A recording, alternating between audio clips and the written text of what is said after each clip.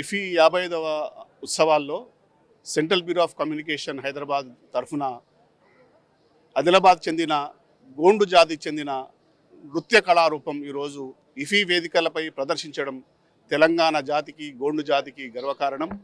ఇది అరుదైన అవకాశం. ఇఫీ ఉత్సవాల్లో ఇలాంటి జానపద కళలు ప్రదర్శించడం ఇది తొలిసారిగానే చెప్పొచ్చు. ఇలాంటి అవకాశాన్ని తెలంగాణ వారికి ముఖ్యంగా గిరిజన కళాకారులకు అందడం సంతోషం.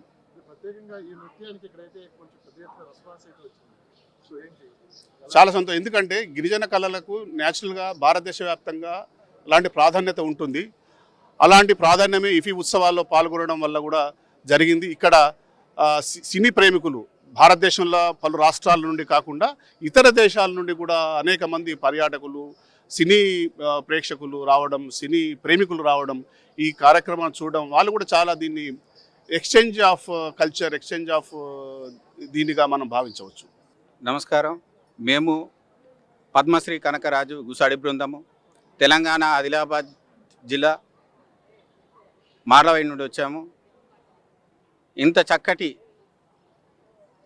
ప్రదర్శనకు అవకాశం కల్పించినటువంటి central bureau of communication Hyderabad వారికి నిజంగా ఇంత పెద్ద ఎత్తున ఇంత సుదూర ప్రాంతాల్లో గోవాలో ఇంత పెద్ద ఇంటర్నేషనల్ వేదికల్లో ఫెస్టివల్లో మాకు ఇంత చక్కటి ప్రదర్శనకు అవకాశం రావడం చాలా ఆనందంగా ఉంది.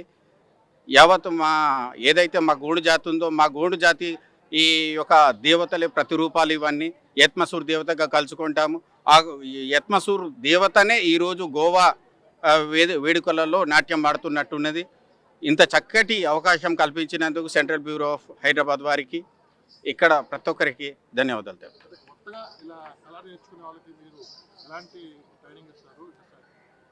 అయితే అంతరించిపోతున్న ఈ కళను ప్రత్యేకించి పద్మశ్రీ కనకరాజు డ్యాన్స్ ఇన్స్టిట్యూట్ అని మా ప్రాంతంలో ఉట్నూరులో గవర్నమెంట్ ఆఫ్ తెలంగాణ నిర్వహించబడింది.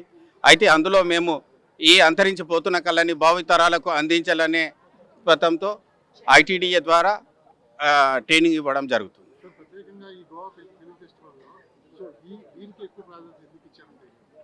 ఎందుకంటే గిరిజన కళ అంతరించిపోకుండా గిరిజన కళల్ని ఈరోజు మనం కాపాడుకోవాల్సిన అవసరం ఉంది. గిరిజన బిడ్డలు వాళ్ళు చాలా భక్తి, ఇవన్నీ వీటిని అన్నిటినీ సమపాదించుకొని వాళ్ళు అలా కాపాడుకుంటూ ఉంటారు.